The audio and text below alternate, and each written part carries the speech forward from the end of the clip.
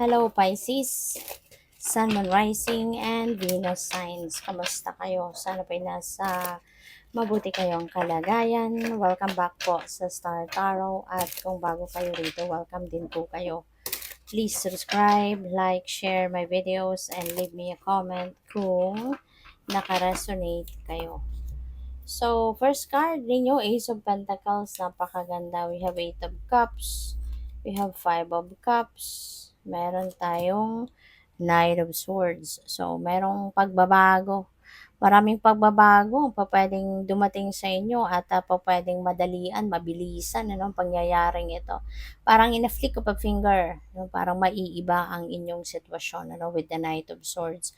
Kasi fast-moving energy ito eh. So, maraming pagbabago, pwedeng yung mga pagbabagong ito could be something na gusto ninyong gawin or talagang gagawin ninyo, initiative ninyo, pwede rin na hindi. Pwedeng gawa ito ng, from your outside world at maaring may direct impact ito sa iyo kaya mababago ang inyong sitwasyon or meron nga namang mga pangyayari dito na gusto ninyong gawin. Kayo yung mag-i-initiate ng changes na to. Kagustuhan ninyo ito, no, na magbago ang inyong sitwasyon. Okay?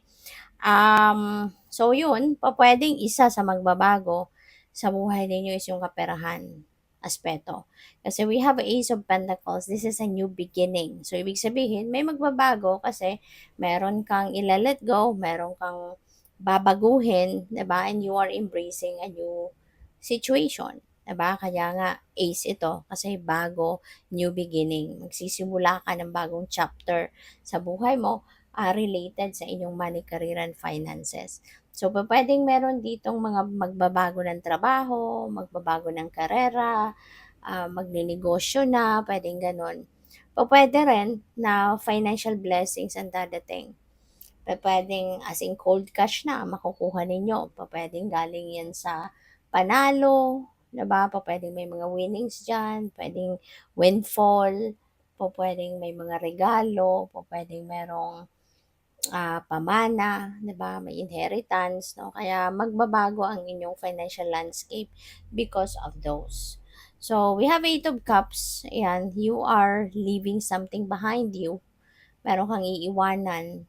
At ito rin, no, gusto mo to, kagustuhan mo to, na iwanan mo na yung sitwasyon na to kasi alam mo na hindi mo na deserve yan. Hindi mo na kailangan yan or wala ka na ding maibibigay dyan, wala ka na may contribute. So parang nakakahiya naman, di ba? Yung ganon, kaya gusto mo nang iwanan yan. Aalis ka na, no, sa na sitwasyon na yan. So, pwede rin, na trabaho yan, pwedeng sa trabaho, career mo, pwedeng relationship din, no? Something na alam mong meron ka pang magagawang mabuti somewhere else. Pwede pang maging productive ka somewhere else. Pero yung dito, kung ano itong ginagawa mo, anong mundo man ito na kinabibilangan mo sa ngayon, alam mo sa sarili mo na parang useless ka na dyan. Or po pwedeng wala nang saya, wala nang fulfillment, wala nang contentment, wala nang happiness, walang satisfaction, ganon. Kaya iiwanan mo na yan. And with the 5 of Cups, this is lungkot. No? This is sadness. So, feeling ko related yan dito sa 8 of Cups. Kasi, syempre, kunyari, lalo-lalo na kung relationship ito, iiwanan mo. Kahit papaano, diba? Malulungkot ka din. Kasi, kumbaga, nagkaroon ka ng investment, emotional investment sa tao. Diba? Minahal mo din yung taong yan. Pero talagang everything evolves, everything changes, no? Maaaring nagbago na din yung person mo or nagbago ka na din or both of you meron nagbago sa inyo kaya talagang mababago yung chemistry, maaaring mawala na, may magbabago sa dynamics ng relasyon kaya talagang hindi na to uusad, hindi na to magpo-prosper, 'di ba? So, but somehow, 'di ba? Talagang natural 'yan, no, na merong lungkot na mararamdaman kayo. Kaya pero sa una lang 'yan, 'wag kayong mag-alala, 'di ba? Kapag nakapag-adjust ka na sa kung saan ka papunta at kapag natanggap mo na ang sitwasyon 100%, mababago din 'yan, magiging masaya ka na din. At magfo-focus ka na sa bago mong mga pagkakaabalahan. So, maraming salamat for subscribing. And if you haven't subscribed yet, subscribe na kayo. And also, maraming salamat din for not skipping the ads. Malaking bagay yan sa akin. And also, please click the join button sa baba ng video kung gusto ninyo na mag-join sa membership. So, we have despair. Huwag kayong mawala ng pag-asa. Okay? Kasi lahat naman nagbabago. Kaya kahit nahihirapan ka sa ngayon, kung meron ka mga challenges na pinagdadaanan sa buhay sa ngayon, huwag kang mag-alala, lilipas din yan. Huwag mong tambayan, huwag mo nang isipin ng problema. Kasi mas lalo lang magmamagnify yan. Mas isipin mo, anong magagawa ko para makaalis ako sa problemang ito.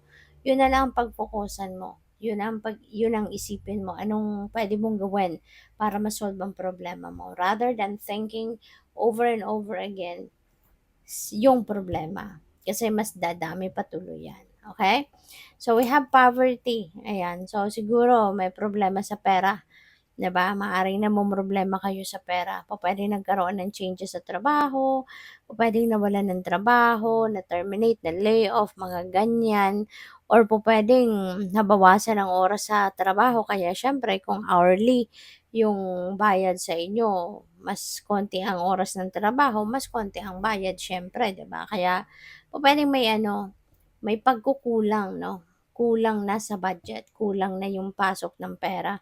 Kaya maaring ganito ang pinoproblema ng iba sa inyo. Pero sana 'no, tanggalin mo na, ang daming negativity dito. So, this is negative, this is negative, negative.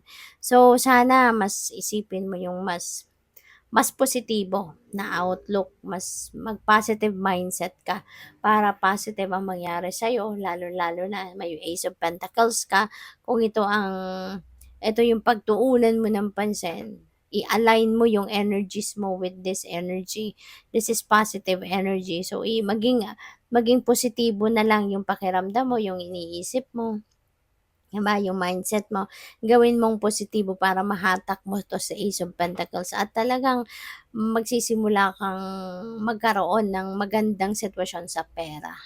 'Di ba? Kumbaga magkakaroon ng miracles, no? At magkakaroon ka ng kaluwagan na sa pera, matutugunan mo na yung mga pangangailangan mo, hindi ba? So we have message of concern. So, pupuwedeng related 'yan ano, sa puwedeng trabaho, pupuwedeng sa pera, source of income, ganyan. Kaya kayo magwo-worry, no, Pisces? We have coffin, ayan. So, well, feeling ko since, pupuwedeng yung message of concern na 'to coming from work, pupuwedeng kasi si coffin ending and beginning ito, 'di ba? Ending and beginning energy. So, something is coming to an end, something is ending. So, pupuwedeng trabaho 'to, kaya kayo feeling despair, um, kaya kayo ang iba sa inyo talagang parang hirap na hirap pagdating sa pera kasi pupuwedeng yung balitang ito is related sa trabaho. Yun nga, pupuwedeng may restructuring, pupuwedeng nakasama ang iba sa inyo sa layoff, pupuwedeng nakasama ang iba sa inyo sa made-demote or mababawasan ng oras ang trabaho, mga ganyan. You know, kaya maiiba talaga ang inyong sitwasyon. Pero yun nga, tulad ng sinabi ko kanina, you have a very positive energy. So, ito ang hatakin ninyo. Rather than mamroblema kayo, rather than mag-focus kayo sa kung ano ang problemang kinakaharap ninyo, 'di ba?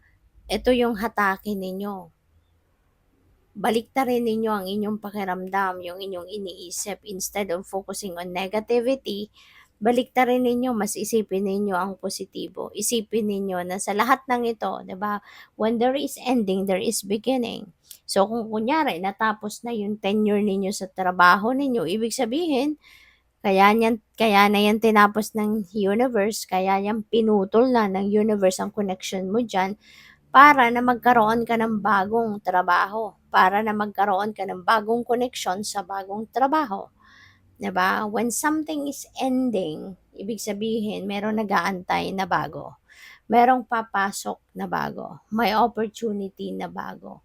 Kaya instead na malungkot ka, Kasi kunyari kung meron kang sitwasyon na ganito, na kunyari na-lay off ka, imbes na malungkot ka dahil na-lay off ka, dapat nga mas maging excited ka kasi ibig sabihin meron dadating na bago. At kapag meron dumadating na bago, it's always better than the previous one, hindi ba? It's always, kapag may ipapalit, laging mas mabuti kisa doon sa pinalitan, hindi ba? Kaya be excited, no, for whatever is in store for you, whatever is the universe is preparing for you. So, think positive, feel positive, okay? Para lahat ng positibong at magagandang pangyayari at mga bagay ang dumating sa buhay mo na. Okay? Good luck sa'yo. Thank you for watching. Love and light. Namaste.